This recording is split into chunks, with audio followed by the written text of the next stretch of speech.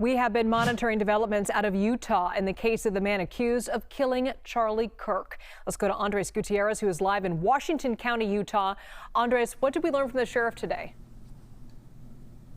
Well, we ended up getting some incredible detail as to how the surrender took place here at the Washington County Sheriff. The turning point in the 33-hour manhunt was when Tyler Robinson's parents recognized that that was their son from the surveillance images. Eventually, they ended up convincing Tyler to show up to their home, and they then reached out to a family friend who turned out to be a retired detective from the Washington County Sheriff, who then picked up the phone and at around 8 o'clock that night, 8:02, ended up calling the sheriff here, Nate Brooksby, and said in a very shaky voice that, hey, I know who the Charlie Kirk shooter is. Eventually, he's in Washington County now. Eventually, that call lasted about 1:41 seconds, and then they started mobilizing how this surrender was going to take place.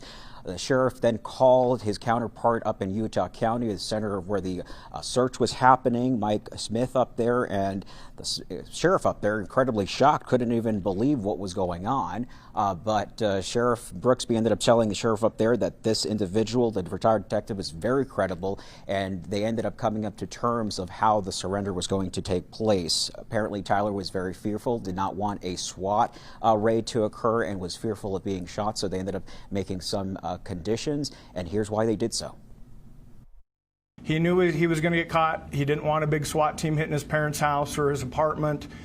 He was truly fearful of being shot by law enforcement. So that the conditions were as relaxed and comfortable and almost to the point of, inviting.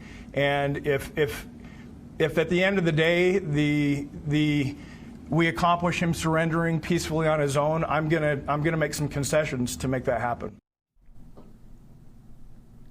And so about an hour after that initial call, Tyler showed up here with his parents, sat in an interrogation room for 2.5 hours on a couch there, given a bottle of water, and waited until federal investigators showed up and took him up into custody. Elizabeth? And Andres, you had a chance to speak with some of the family members of shooting suspect Tyler Robinson. What did they say to you? I did. 24 hours ago, I got to speak to one of his cousins. As you can imagine, just like the community, the family themselves are shocked that Tyler ended up committing this. I spoke to a cousin, and here's what he told me. I don't know how my Uncle Matt did it.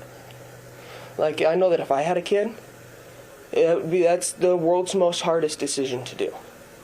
And I don't know. Freaking, it's just insane.